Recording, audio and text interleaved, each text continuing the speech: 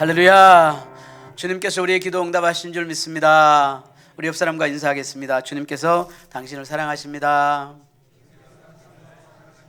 아멘. 한 번 더 인사하겠습니다. 주님께서 당신과 함께 하심으로 반드시 당신에게 좋은 일이 일어납니다. 아멘. 아멘. 오늘 본문 말씀을 가지고 성육신 하신 하나님, 성육신 하신 예수님에 대해서 말씀을 나누도록 하겠습니다.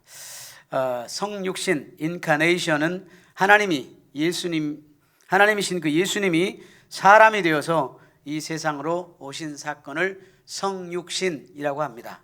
성육신. 이 예수님께서 육신의 몸을 입고 이 땅에 오셨다라는 것입니다. 이 사건은 기독교 신앙의 핵심 중의 핵심입니다. 성육신 하신 사건이 믿음으로 받아들여질 때 비로소 하나님이 우리를 위해서 예비하신 은혜와 사랑, 긍휼과 자비에 대해서 이해할 수가 있고, 우리는 예수 그리스도를 통해 예비하신 영원한 생명의 축복을 누릴 수가 있게 되는 것입니다.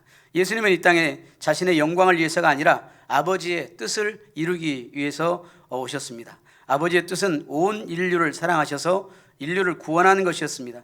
예수님이 지셨던 십자가는 성육신을 완성하는 순종과 성경적 효의 절정입니다.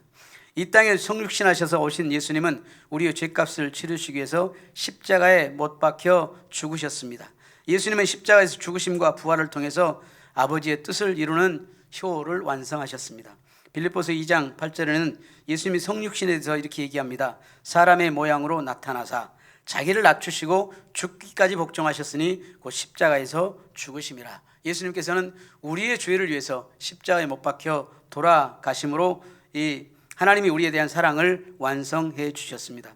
오늘 본문 요한복음 1장 14절 18절을 통해서 성육신 하신 예수님에 대해서 말씀을 나누고자 합니다. 성령 하나님의 은혜가 듣는 모든 성도님들의 마음 가운데 충만하시기를 축원합니다. 첫째는 예수님은 이 세상에 어떻게, 왜, 무엇을 위해서 내려오셨는가 하는 문제입니다. 오늘 본문에서 말씀이 육신이 되어 우리 가운데 거하심에 라고 말하십니다. 이 말씀은 창세 때부터 성부의 하나님, 성령 하나님과 함께 계셨습니다. 그리고 하나님께서 천지를 창조하실 때 그 사역에, 천지 창조 사역에 함께 하셨습니다.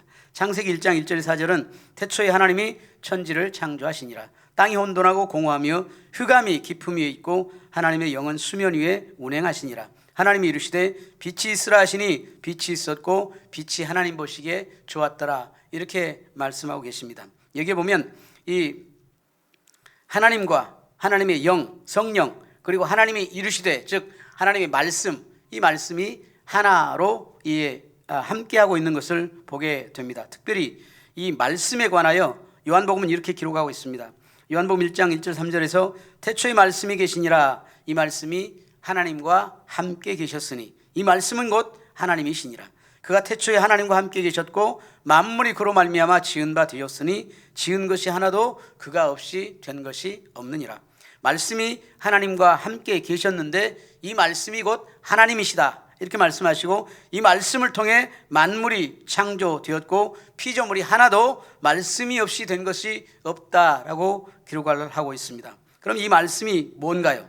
오늘 본문 14절에 말씀이 육신이 되어 우리 가운데 거하심에 이렇게 이야기를 합니다. 이것이 바로 성육신입니다. 말씀이 육신의 옷을 입고 이 땅에 나타나신 사건인 것입니다. 예수님께서 이 땅에 말씀이신 그 예수님께서 육신이 되어서 우리 가운데 거하시게 된 것입니다. 하나님이 육신의 옷을 입고 우리 가운데 오셨다라는 말입니다. 그리고 그 성육신 하신 예수님의 영광스러운 모습을 또 이렇게 기록합니다. 그 모습은 하나님의 아들 독생자의 영광이고 예수 그리스도의 영광이라고 이야기하는 것입니다. 은혜와 진리가 충만하더라. 예수님은 하나님의 아들 독생자이고 은혜와 진리가 충만했다라고 기록하고 있습니다. 은혜라는 말, 이 은혜는 온 인류를 품에 안아서 구원하시는 충만한 은혜였습니다. 진리는 세상의 모든 이론과 과학의 법칙으로도 이해할 수 없고 세월이 흐르고 흘러도 모든 것은 변해도 하나님의 말씀은 절대로 변할 수 없는 그 절대 불변의 진리가 바로 예수님이셨던 것입니다. 모세의 율법은 사람들을 정죄하는 법이었습니다. 그래서 율법 아래서 모든 사람은 죄 아래 갇히게 되었습니다. 법이 없으면 죄의 정의가 바로 서지 않습니다.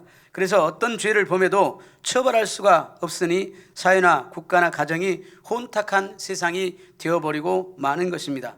이 법이 없을 때 그렇다는 겁니다. 그런데 이제 모세를 통해서 하나님이 법을 정해 두셨습니다. 법을 정해두니까 백성들이 죄가 뭔지를 알게 된 것입니다. 그런데 이 죄를 정해놓고 보니까 이 세상에 어느 누구도 죄를 짓지 않은 사람이 없게 되어서 모두가 다 처벌을 받게 된 것입니다. 여러분 중에 누구라도 나는 죄를 지은 적이 한 번도 없다, 나는 완전한 의인이라고 고백할 수 있는 사람이 세상에 어디에 있겠습니까?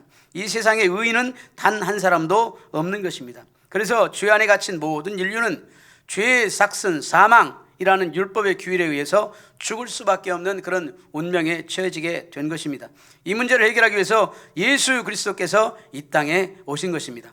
하나님은 계속해서 하나님을 신뢰하면 구원을 얻고 축복을 받는다 했는데 백성들은 그 말을 이해하지 못했습니다. 높은 하나님의 음성이 너무 높고 너무 크고 너무 심오해서 사람들이 이해할 수가 없었습니다. 지금도 많은 사람들이 종교나 과학이나 철학과 고행이나 수련을 통해서 이 구원을 얻는 길을 찾으려고 애를 쓰고 있지만 그렇게 애를 쓰면 쓸수록 인간의 삶은 허무함만 가득하게 되었습니다. 이것을 긍휼히 여기신 하나님께서는 저와 여러분을 사랑하셔서 말씀이신 예수 그리스도를 이 땅에 육신의 몸을 입고 오게 하신 것입니다. 그 예수님의 모습은 모세를 통해 주신 말씀, 즉 율법의 모습과는 달랐습니다. 두 번째 말씀으로 오신 그 예수 그리스도는 우리와 같은 육신의 옷을 입고 오셨는데 그 안에는 은혜와 진리가 충만해서 첫 번째 율법 속에 갇힌 인간의 모든 죄와 죽음의 문제를 능히 해결할 수 있는 그런 넘치는 의뢰와 사랑을 품고 오신 것입니다. 요한복음 3장 16절에 하나님이 세상을 이처럼 사랑하사 독생자를 주셨으니 이는 저를 믿는 자마다 율법이 정한 죄 때문에 멸망치 않고 영생을 얻게 하려 하심이라. 우리는 죄로 인해 영원히 죽을 수밖에 없게 되었는데 예수님이 죄 없는 육신으로 오셔서 십자가에 달려 죽으시고 우리의 죄의 값을 다 지불하시고 부활하셔서 영원한 생명을 얻는 길을 우리에게 열어주신 것입니다. 이렇듯이 예수님이 이 땅에 육신의 옷을 입고 오신 이유는 죄인 된 우리를 구원하셔서 하나님의 자녀가 되게 하고 영원한 생명을 얻게 하려 하실 뿐만 아니라 우리의 삶에 영혼이 잘됨 같이 범사가 잘되고 강건하게 하시는 하나님의 축복과 천국의 복을 세세토록 누리도록 하기 위함입니다. 요한복음 1장 12절 말씀에 영접하는 자 곧 그 이름을 믿는 자들에게는 하나님의 자녀가 되는 권세를 주셨느니라 라고 말씀하십니다. 일제시대 때 경기도의 어느 한 가난한 가정에서 태어난 소년이 있었습니다. 17세까지 그는 토속신앙의 가정 배경에서 자랐기 때문에 교회에 한 번도 나가본 적이 없었습니다. 공부를 하고 싶었지만 돈이 없었고 전쟁 중에서 학교에도 다닐 수 없는 상황이었던 그는 미 육군 상사의 칼 파워스의 마음에 들어서 이 하우스보이로 그 집에서 일을 하기 시작했습니다. 그는 성실하고 총명했기 때문에 미군들에 의해서 빌리라는 애칭도 얻게 되었습니다. 결국 칼 파워스 상사는 그 소년을 양자로 삼아서 미국으로 데려가 사우스캐롤라이나의 그린빌에 있는 밥 존스 고등학교에 입학을 시켰습니다. 밥 존스 학교는 근본주의 크리스찬 학교인데 학비가 너무 비싼 사립학교였습니다. 그렇지만 어려운 봉급 생활임에도 칼 파우스는 꾸준히 양아들의 그 학비를 후원해 주었습니다. 이 사실을 알고 난 그 양아들은 더욱 열심히 공부를 했습니다. 밥 존스 고등학교를 다니면서 자연스럽게 이제 예수님을 영접하게 되었고 믿음을 키워갔습니다. 그리고 졸업할 때는 최우수생으로 졸업을 하게 되었습니다. 그는 웅변 실력도 키워서 웅변대회에서 1등을 해서 아이젠하워 상을 받기도 했습니다. 그는 빌리그레임 집회에 참석해서 강한 도전을 받고 밥 존스 대학과 신학대학원을 마치면서 전도자로서의 삶을 헌신하게 되었습니다. 그는 칼 파우스 상사의 고귀한 뜻을 헛되게 해서는 안 된다는 생각에 미국 생활 약 10년 만에 미국인과 결혼을 한 후 미국인 아내인 트루디와 함께 한국으로 돌아오게 되었습니다. 그래서 한국에 돌아와서 한국 수원 침례교회를 개척하고 한국교회 부흥에 크게 기여하게 되었습니다. 1973년 여의도 광장에서 미국의 세계적인 부흥사인 빌리 그레이엄 목사가 주도한 대규모 전도 집회가 5월 30일부터 6월 3일까지 열렸는데 연 인원 320만 명이 모인 전무후무한 그런 집회였습니다. 그 집회에서 빌리 그레이엄 목사의 통역을 맡은 그는 그야말로 한국교회 부흥의 기폭제를 이루는 그런 놀라운 인물이 되었습니다. 그는 1973년에는 극동방송을 설립하여 지금까지 중국과 북한, 러시아 등 복음이 들어가지 못한 지역에 라디오를 통해서 전파를 통해 복음을 전하고 있습니다. 그분이 바로 김장환 목사입니다.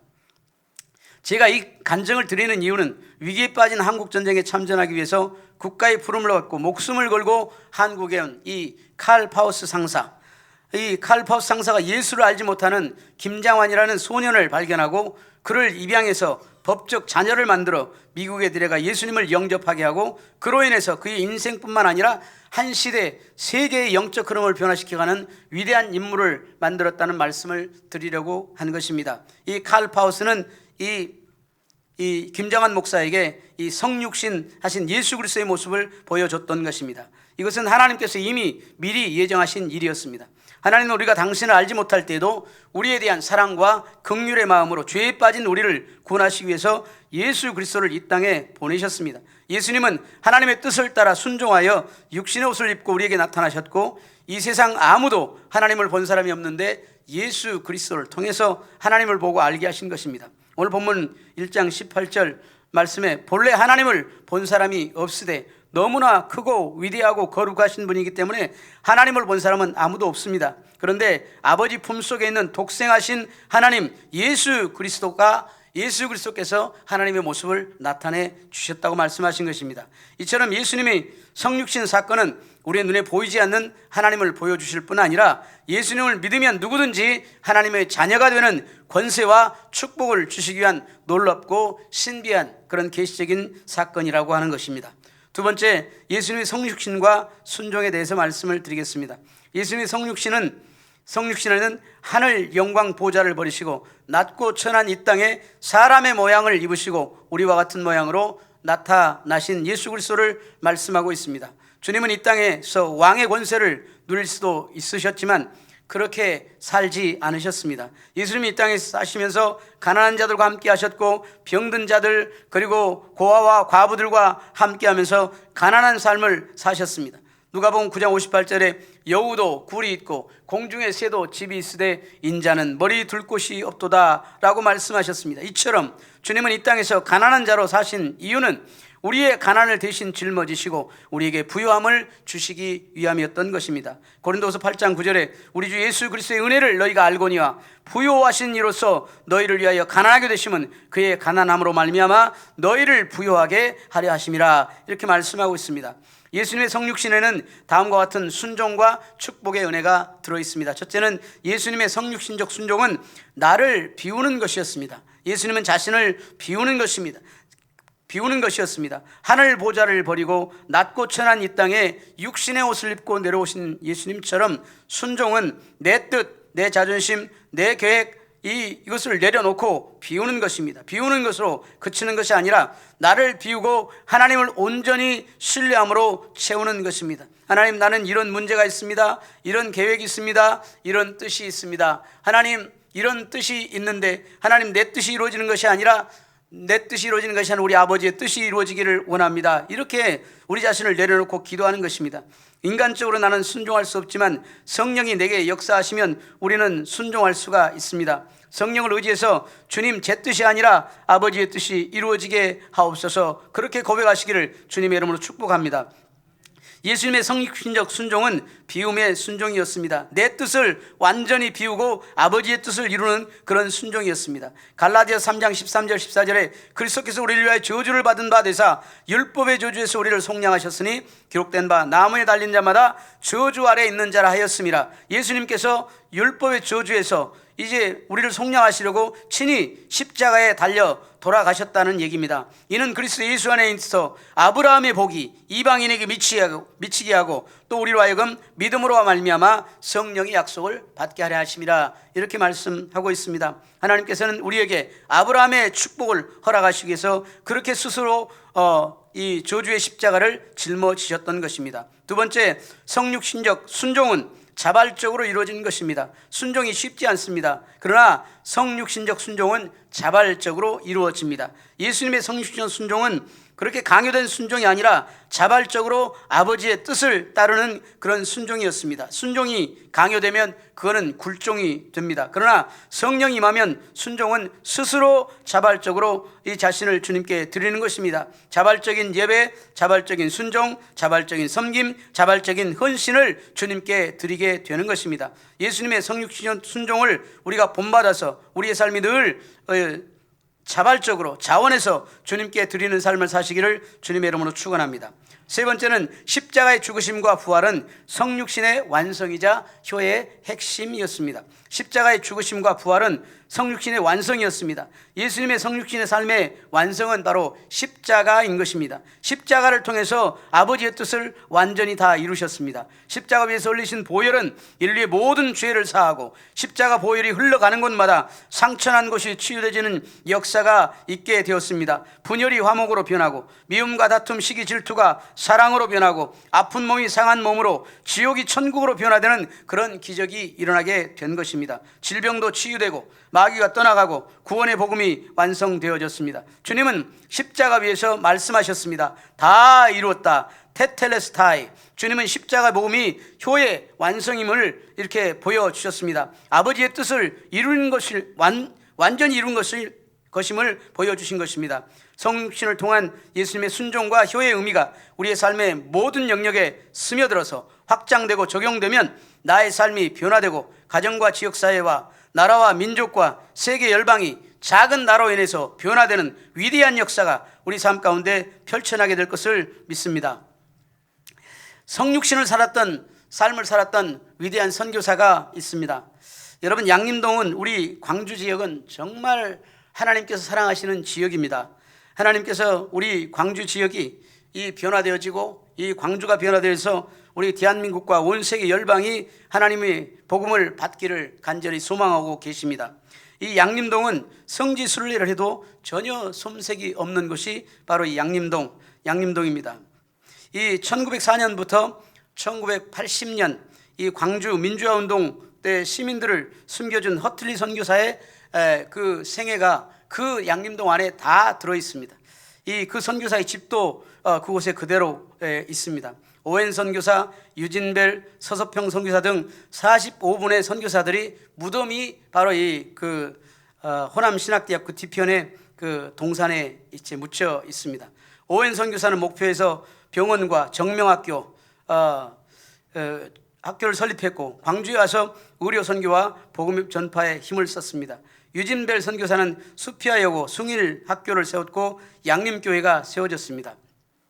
유진벨 선교사가 처음 1904년 12월 25일 성찬절에 예배드렸던 곳은 지금의 사직도서관 자리입니다.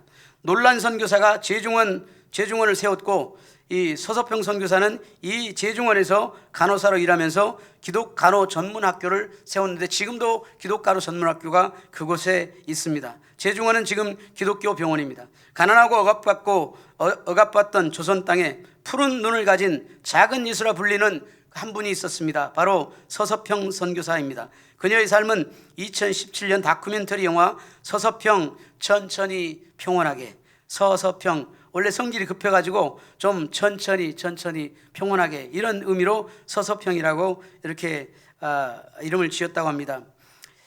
그녀는 1880년 9월 26일 독일 비스바덴에서 태어났는데 그런데 그녀가 태어난 직후에 아버지가 세상을 떠났고 어머니는 쉐핑을 할머니에게 맡긴 채 미국으로 이민을 떠나버렸습니다. 쉐핑이 9살 되던 해 그 할머니마저 세상을 떠나버리고 1889년 이 쉐핑은 어머니의 이름만 기억하고 미국으로 건너가 어머니를 찾았습니다.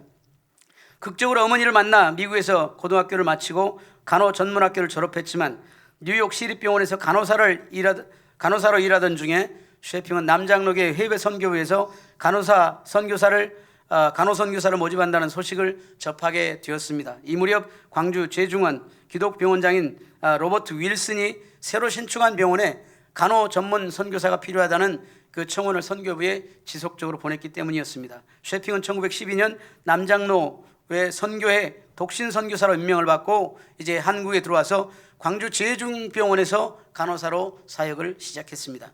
셰핑 선교사는 한국어를 익히면서 선교지에 익숙하게 되어지자 한국의 간호사들이 너무 부족하다는 사실에 간호원 양성을 구체적으로 고민하기 시작했습니다. 그리고 그 1919년, 17년에 서울에 올라와서 세브란스 병원에 근무하면서 이제 군산 간호학생들 3명을 갖다가 세브란스 병원에 데려와서 공부시키기도 했습니다.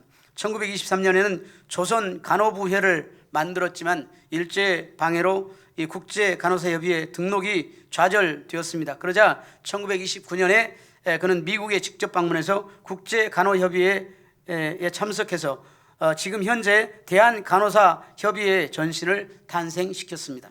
그녀는 조선의 여성들의 이름을 지어주고 가난하고 불우한 환경에서 교육조차 받지 못하던 그들을 자신의 안방에서 직접 가르치면서 한국 최초의 학교를 만들었습니다. 우리 여성들이 얼마나 예전에 이 봉건주 시대 때 그렇게 천대를 받고 그래서 이름도 없었던 그런 시대에 이름을 지어주고 이 공부도 가르쳐주고 그렇게 했습니다. 당시 한국 여성 대다수가 문맹이라는 것을 알고 여성들을 일교회 같다는 생각을 하였던 것입니다. 이 학교가 광주 이일학교로 현 전주 한일장신대학교의 전신입니다. 학교가 숫자가 많아서 이제 오원 기념각으로 수업 장소를 옮겨야 했을 만큼 그렇게 숫자가 늘어났다고 합니다. 이일학교는 정부가 공식적으로 인정한 3년제 사립학교인데 그곳에서 보통 과에서는 이제 간호학을 공부하고 그리고 성경을 공부하는 그런 비덕교인들에게도 입학을 허락하는 그런 제도가 있었습니다. 셰핑은 4,000그루의 뽕나무를 직접 심어서 양잠을 통해 더 많은 학생들을 키워냈고 고아를 14명이나 입양해서 성인이 될 때까지 교육은 물론 결혼을 성사시키는 등 이 호남 지역의 어머니로 통했습니다. 이후에 이일학교는 일제 신사참배 강요에 반대해서 폐교가 되고 광복 후에 다시 문을 열고 한국전쟁이 발발하면서 다시 문을 닫게 됐습니다. 셰핑 선교사는 13명의 여자 고아들과 한센인 아들 1명을 입양하여 아침 저녁으로 가정 예배를 드리고 독립의 확신을 심어주면서 한국어를 사용하게 했습니다. 또한 일제의 수탈이 특히 극심했던 호남 지역 일대의 나병 환자들을 헌신적으로 돌보면서 본격적인 간호활동을 시작했습니다. 전남 곳곳에 한센병 환자들을 지나치지 않고 돌보면서 복음을 전했고 조랑말을 타고 이 한센인들의 거처를 찾아내면서 적극적으로 치료활동을 벌였습니다. 한국을 위해 특히 한국의 연약한 여성들을 위해서 살았던 셰핑은 자신의 월급 대부분을 가난한 사람들을 위해서 쓰고 정작 자신은 풍토병으로 인한 영양실조로 생을 마감하게 되었습니다. 그녀가 남긴 전 재산은 보리쌀 2업과 한 끼 식사값도 안 되는 7전에 불과했습니다. 그리고 그녀의 머리맡에는 Not success but service, 성공이 아니라 섬김입니다 라는 글귀를 남기고 이제 천국으로 떠났습니다. 예수를 믿는 이유는 성공하기 위한 것이 아니라 남을 섬기기 위한 것임을 죽을 때까지 강조했던 이 성육신적인 그런 삶을 살았던 사람이 엘리자베스 셰핑이었습니다. 그래서 그녀의 장례는 광주에서 처음으로 사회장으로 치러졌습니다. 광주 최초로 시민사회장으로 거행된 장례식에는 나병 환자들을 비롯한 수많은 시민들이 장례 행렬을 뒤따르며 어머니를 외치며 오열했다고 합니다.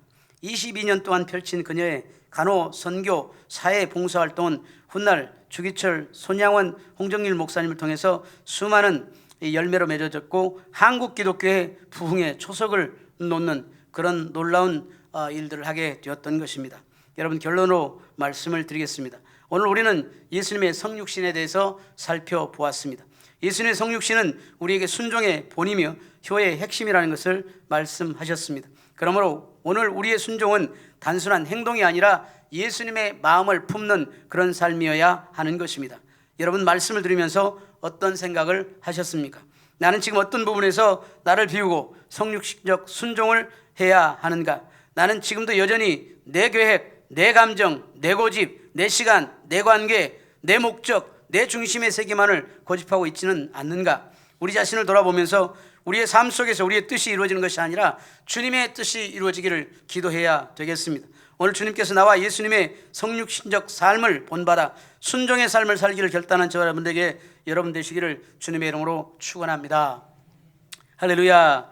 오늘 시간 우리 같이 한번 말씀을 생각하면서 기도하겠습니다. 하나님, 우리가 예수님의 성육신적인 삶을 본받아서 그렇게 성육신의 삶을 살아가도록 하나님 우리에게 은총을 허락하여 주시옵소서. 내 뜻이 우리 삶 가운데 이루어지는 것이 아니라 우리 아버지의 뜻이 내 삶 가운데 이루어지도록 하나님 우리를 축복하여 주옵소서. 이렇게 우리가 기도하면서 이제 성찬을 준비하는 그런 시간을 갖도록 하겠습니다. 우리 다 같이 기도하겠습니다. 할렐루야 할렐루야 할렐루야. 좋으신 아버지 하나님, 주님 은혜와 사랑을 진심으로 고맙고 감사합니다. 오늘 아버지 하나님 이 귀한 시간 아버지 주님께서 우리에게 은혜를 베풀어 주시고 아버지 하나님 또 이렇게 예수님의 성육신적인 삶을 우리가 아버지 하나님